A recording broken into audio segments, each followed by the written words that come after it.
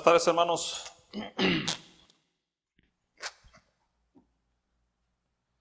Bienvenidos sean todos los invitados a la Iglesia de Cristo. Le damos la bienvenida a todos nuestros invitados que nos acompañan por primera vez. A mi tía que nos visita de Cortázar también.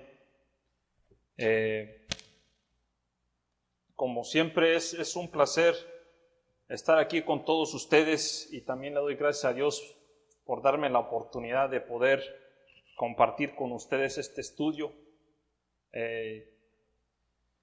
Aunque para la carne se le hace muy difícil y yo le he dicho muchas veces como especialmente yo batallo para desarrollar un tema y de eso se trata, es de tratar de controlar a este animal pecaminoso que no le gustan las cosas de Dios, ¿verdad? Y es tratar de dominar a este cuerpo carnal. Pero estoy muy agradecido con Dios que me haya dado la oportunidad de estar aquí con ustedes. Hace 2 semanas atrás presenté un estudio que no pude terminar por cuestiones de tiempo y hoy me gustaría volver a tocar ese tema de nuevo con ustedes. Vamos a pasar a Primera de Juan 3, 4 al 10. Primera de Juan 3, 4 al 10.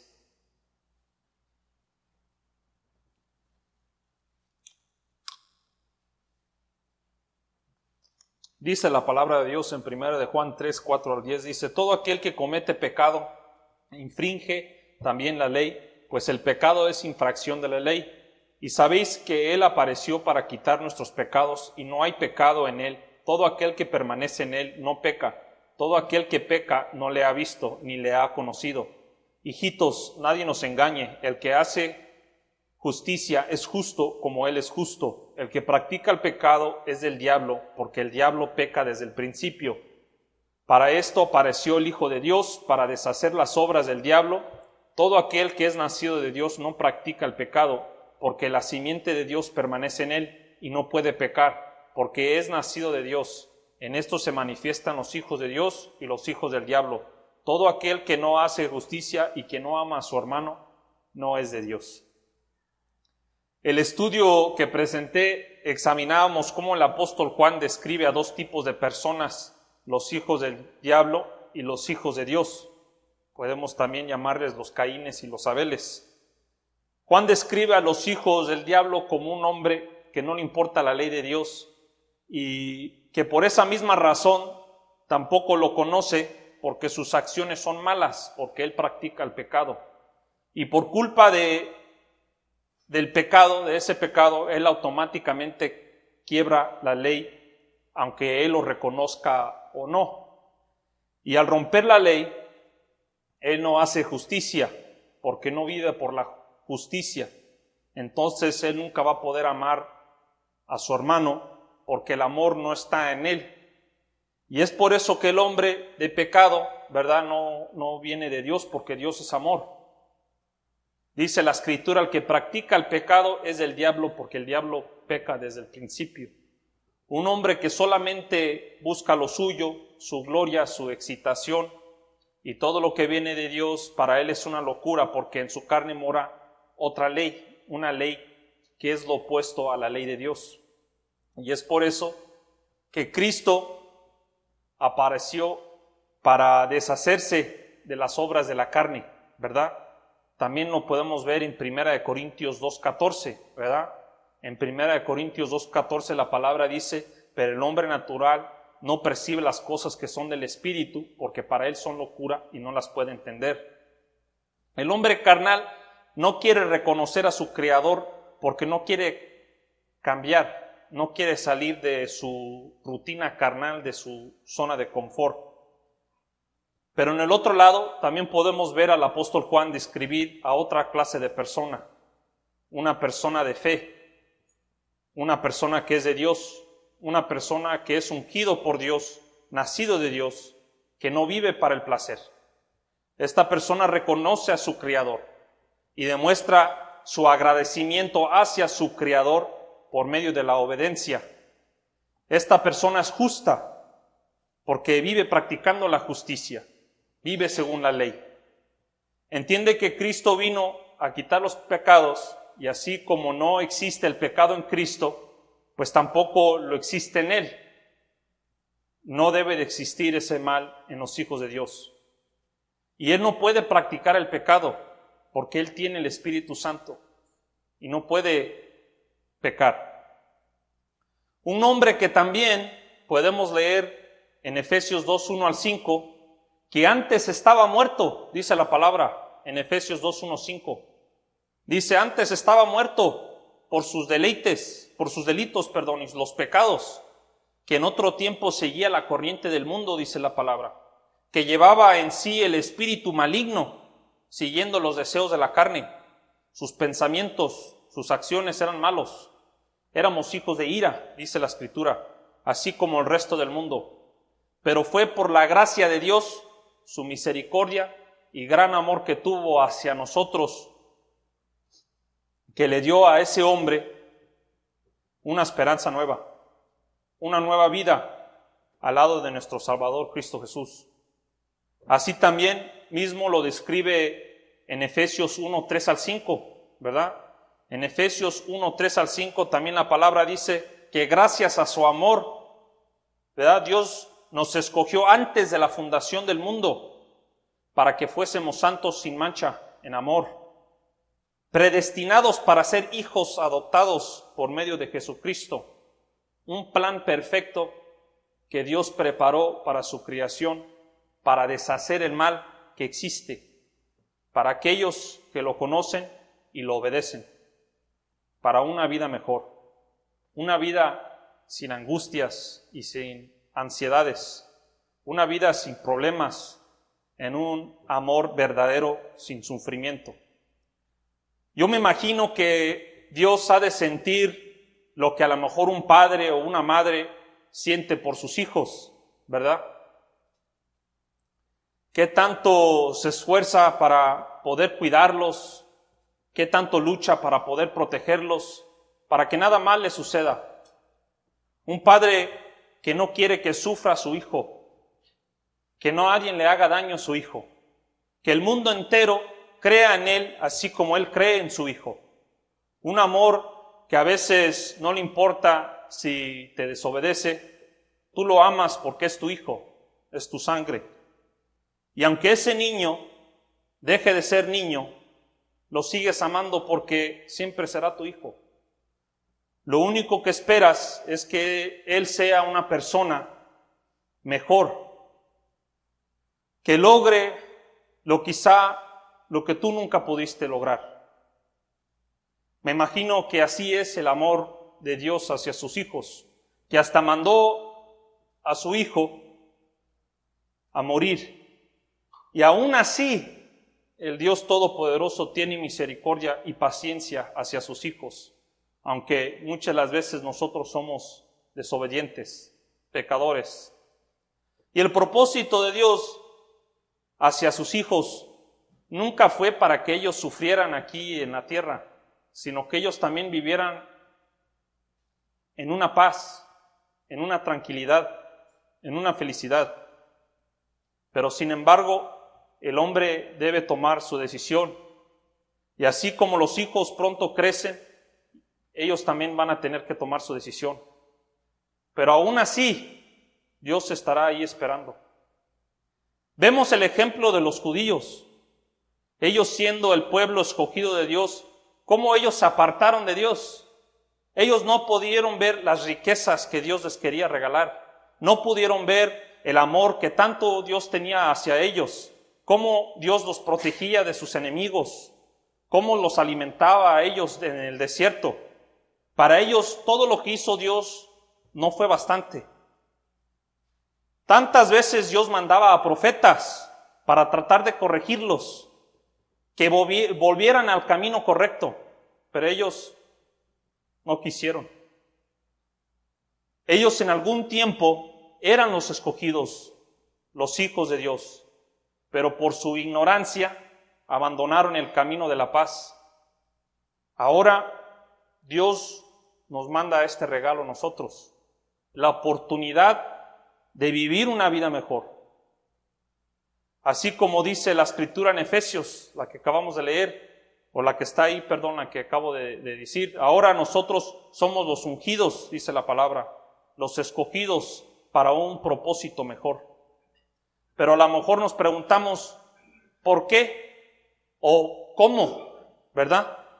¿Cómo somos los ungidos?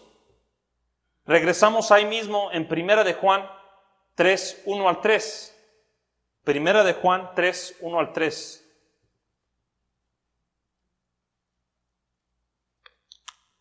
Dice la Escritura, ahí mismo en 1 de Juan 3, vamos a leer la mayoría de este capítulo. Dice ahí, mirad cuál amor nos ha dado el Padre para que seamos llamados hijos de Dios. Por esto el mundo no nos conoce, porque no le conoció a Él. Amados, ahora somos hijos de Dios y aún no se ha manifestado lo que hemos de ser. Pero sabemos que cuando Él se manifieste, seremos semejante a Él, porque le veremos tal como Él es. Y todo aquel que tiene esta esperanza en Él se purifica a sí mismo, así como Él es puro. Los judíos y el mundo entero no lo conoce porque sus actos fueron y son malos. Pero un hijo de Dios tiene la mirada en las cosas de arriba. La esperanza, el anhelo, que cuando Cristo vuelva, Él podrá ser semejante a como Él es. Entonces Él lucha para ser puro, porque entiende que así como Cristo fue y llegó a sentarse al lado de su Padre en el reino de los cielos, así también uno debe de luchar para ser puro.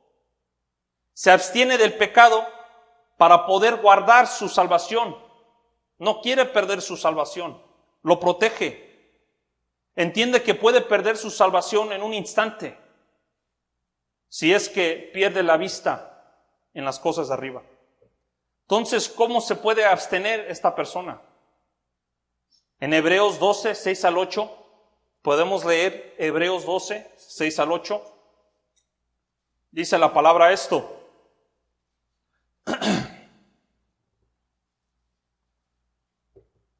Porque el Señor al que ama disciplina y azota a todo el que recibe por hijo. Si soportáis la disciplina, Dios os trata como a hijos. Porque ¿qué hijo es aquel a quien el Padre no disciplina? Pero si os deja sin disciplina, de la cual todos han sido participantes, entonces sois bastardos y no hijos. Un hombre que soporta la disciplina, Dios lo ama. Así como el Padre, el que ama a su hijo, lo corrige. Entonces un hijo de Dios lucha, ¿verdad? Golpea su cuerpo hacia la servidumbre, para servir, para abstenerse del mal, así como lo dice en 1 Corintios 9:27. Yo golpeo mi cuerpo para que no vaya a ser que yo sea eliminado. Entonces, cuando comparamos a estas dos fuerzas, trato yo de examinarme a mí mismo. Y durante este estudio, cuando leí yo esta escritura por primera vez, se me vino esta pregunta a la mente. ¿Acaso yo pueda ser un hijo del diablo? ¿O quizá a lo mejor puedan existir hijos del diablo en la iglesia de Cristo? Suena una pregunta fea y directa, pero no obstante a una realidad. Y hoy yo me hago esta pregunta porque no me quiero engañar y reconozco que los fines de los siglos están cerca. Y entiendo que que para Dios solamente existen dos caminos. ¿Estamos con Él o estamos en contra de Él? Y mi temor que yo tengo es que por culpa de mi lado carnal, yo me encuentre dormido, caído en un engaño, donde pienso que todo va bien, porque sigo asistiendo el primer día de la semana, pero sin hacer ningún clase de sacrificio, ningún tipo de esfuerzo para luchar de no practicar el pecado. Porque sí puede pasar. Podemos caer en un engaño de nunca estudiar. Y Satanás es como la araña que duerme a su presa. Y cuando menos lo piensas, cuando pensabas estar firme, es cuando caes. Y yo no lo digo porque yo siento que soy mejor, ni tampoco soy nadie para yo apuntar el dedo, o que yo tenga el poder de decir, estos son los hijos de Dios y estos son los hijos del diablo. No. Porque solamente Dios conoce el corazón de los hombres. Y Dios no me puso en este mundo para juzgar a las personas. Pero sí hay una escritura que habla de esto. En Romanos 2, 1 al 4, vamos a leer esta escritura en Romanos 2, 1 al 4.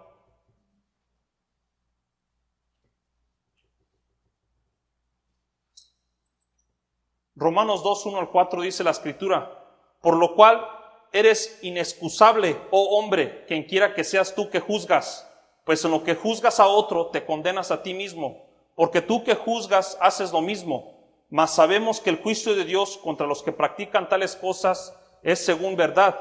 Y piensas esto, oh hombre, tú que juzgas a los que tal hacen y haces lo mismo, que tú escaparás del juicio de Dios, o menospreciáis las riquezas de su benignidad, paciencia y longanimidad, ignorando que su benignidad te guía al arrepentimiento. Y ahí mismo el 21 al 23 de Romanos 2, 21 al 23. Tú pues que enseñas a otro, no te enseñas a ti mismo. Tú que predicas que no se ha de hurtar y hurtas. Tú que dices que no se ha de adulterar y adulteras. Tú que abominas de los ídolos, cometes sacrilegio. Tú que te jactas de la ley, con infracción de la ley, deshonras a Dios. Entonces, mi punto con todo esto, a lo que voy con todo esto, lo que Dios me dio de entendimiento, es que en la iglesia de Cristo, todos aquí somos hijos de Dios, porque todos obedecimos el Evangelio. No pueden existir hijos del diablo en el cuerpo de Cristo, porque todos tomamos el mismo juramento, aceptamos a Cristo como nuestro Salvador.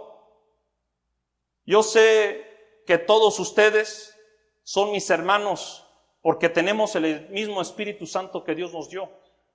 Los hijos del diablo son la gente del mundo, quienes no tienen la esperanza porque Dios les entregó ya su sentencia. Ellos, los que no han obedecido y ni quieren obedecer. Nosotros sí tenemos una esperanza. Y quiero pensar que todos aquí tenemos el mismo pensamiento. Y aunque uno llegue a pecar o caer estando dentro de la iglesia, estando dentro del cuerpo de Cristo, aún existe ese arrepentimiento, porque Dios perdona al hombre que se reconcilia con Él. O sea, existe esa esperanza, que algún día nosotros podamos madurar. Y aún teniendo nuestras debilidades, Dios es paciente con sus hijos, no queriendo que ninguno perezca. La esperanza que tenemos nosotros es que durante ese transcurso de nuestro tiempo, X años en la iglesia, pues agarremos la onda. En Santiago 1, 12 al 14, vamos a leer Santiago 1, 12 al 14.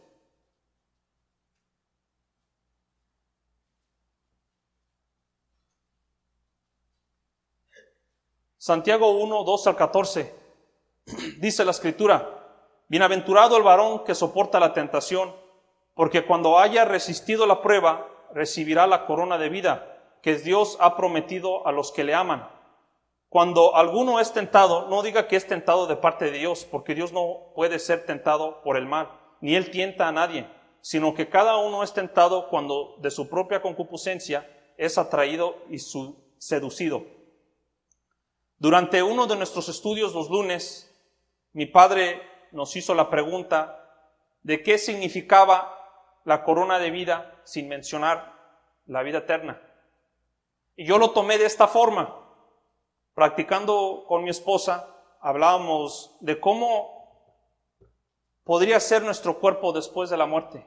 Imaginándonos un cuerpo transformado que no siente dolor, que no tiene tristeza, que no existe con angustia ni ansiedad. un cuerpo que nunca se enferma, un cuerpo que va a tener un gozo eterno, una tranquilidad y una paz.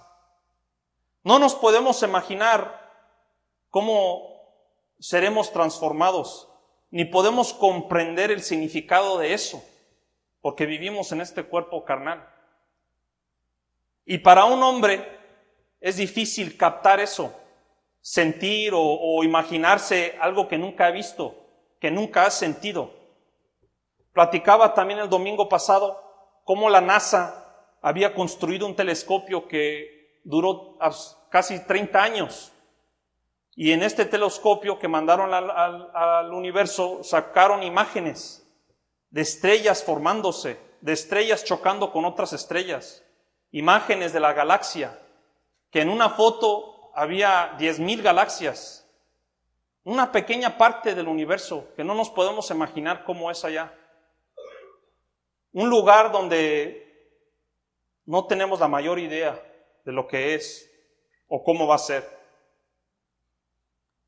Pero hay una cosa que sí puedo entender, y es saber cómo vive un hombre como si hubiera ganado la corona de vida. O sea, podemos observar a los primeros cristianos, a los apóstoles. Su vida estaba entregada completamente a Dios. Ellos anhelaban la vida eterna y sufrieron físicamente porque entendieron que el sacrificio a este cuerpo era la única manera de luchar para heredar la vida eterna. Uniéndose todos los días, conviviendo todos los días, compartiendo todos sus bienes. O sea, no existía un lugar mejor para ellos que estar con sus hermanos. Entonces, debo luchar para que se refleje esa imagen en mí, la de un hombre que no va a perder su salvación por culpa del deseo. Un hombre que por medio de su ejemplo puede ver que su meta es alcanzar la vida eterna, por la manera que él lleva su vida. Un hombre que ama a sus hermanos y los espera ver cada primer día de la semana. Él desea que ellos también se salven y se siente feliz al poder ayudarlos. Se siente feliz a poder estar con ellos, porque él ha aprendido a cómo vivir con todos los que están a su alrededor. Si regresamos otra vez a la escritura en 1 de Juan 3, en 1 de Juan 3, 11 al 18, ahora vamos a seguir leyendo 1 de Juan 3, 11 al 18. Porque este es el mensaje que habéis oído desde el principio, que nos amemos unos a otros, no como Caín, que era del maligno y mató a su hermano. ¿Y por qué causa le mató? Porque sus obras eran malas y las de su hermano justas. Hermanos míos, no os extrañéis si el mundo os aborrece. Nosotros sabemos que hemos pasado de muerte a vida, en que amamos a los hermanos. El que no ama a su hermano permanece en muerte. Todo aquel que aborrece a su hermano es homicida. Y sabéis que ningún homicida tiene vida eterna permanente en él. En esto hemos conocido el amor, en que Él puso su vida por nosotros. También nosotros debemos poner nuestras vidas por los hermanos. Pero el que tiene bienes de este mundo y ve a su hermano tener necesidad y cierra contra él su corazón, ¿cómo mora el amor de Dios en él? Hijitos míos, no amemos de palabra ni de lengua, sino de hecho y en verdad. Entonces un hijo de Dios demuestra que es hijo de Dios por la manera en la que él trata y vive con los hermanos, con su pareja. Y ahí está la diferencia. Porque uno que practica el pecado, pues nunca va a aprender a amar. Uno que practica el pecado se irrita cuando trata de convivir con la familia espiritual. No le gusta platicar, todo se le hace un enfado. Por eso Caín mató a su hermano Abel, porque era del maligno, dice la Escritura. Entonces los hijos de Dios luchan para destruir la ley del mal que mora en nosotros. Eso nos hace hijos de Dios. Porque también Pablo lo dijo en Romanos 7:18 en adelante, que en su carne existía la ley del mal. El querer, el hacer el bien estaba en él, pero que también en su carne existía esta ley que se rebelaba. Siempre Satanás estará ahí para hacerte caer, porque aunque él no conoce tu mente, ni conoce la fe que tienes, él sabe que eres carne, y en tu carne mora el mal. Y sabe los deseos de la carne, y él hará todo lo posible para que tú pierdas tu salvación hasta el último minuto de tu vida. Pero como dijo Pablo, con la mente sirvo la ley de Dios. Entonces mi mente debe dominar a mi carne. Mi mente tiene que ser aún más fuerte que el cuerpo para no dejar que este cuerpo me domine. Entiendo que en cualquier momento puedo echar todo a perder si es que dejo que la carne controle mi vida. Y aún así, lo que dice el apóstol Juan, se cumplirá el fin del mundo. Cuando Cristo llegue y aparte a los de su derecha y a los de su izquierda, los hijos de Dios y los hijos del diablo, entonces ahí verdaderamente veremos si lograste a recibir el título de un hijo obediente que pudo vivir en la disciplina. Un hombre a quien Cristo reconocerá que nunca se avergonzó de él. Un hombre a quien Cristo reconoce por medio de su esfuerzo, de sus obras y el amor que él demostró por medio de su madurez. Entonces yo me hago esta pregunta, examinándome yo a mí mismo. ¿De quién soy hijo, pues? ¿Soy hijo de Dios o del diablo? Ya para acabar, hermanos, en 1 de Juan 5 al 7, es la última escritura que tengo aquí, 1 de Juan 1, 5 al 7. 1, 5 al 7. Dice la escritura, este es el mensaje que hemos oído de él y os anunciamos, Dios es luz y no hay ninguna tiniebla en él. Si decimos que tenemos comunión con él y andamos en tinieblas, mentimos y no practicamos la verdad. Pero si andamos en luz, como él está en luz, tenemos comunión unos con otros y la sangre de Jesucristo, su Hijo, nos limpia de todo pecado. Dios es misericordioso con todos, que si el hombre pecador se arrepiente y obedece el Evangelio, Dios los adopta también a ellos como hijos. Y si un hijo de Dios llega a caer, también Él te perdona, si es que somos sinceros, que si estamos luchando para andar en la luz, porque Dios solamente conoce el corazón de los hombres. Él conoce el verdadero esfuerzo que tú tienes y las ganas que le echas en esta vida espiritual. Es por eso que es muy importante que siempre nosotros nos examinemos constantemente y si fallamos, que nos reconciliemos con Dios para no caer en eso, para no cambiar de un lado al otro. Hermanos, esto es todo lo que Dios me dio el día de hoy, y si hay una persona que quiere convertirse y ser hijo de Dios hoy, pues que pase al frente mientras entonamos este himno de invitación. Gracias.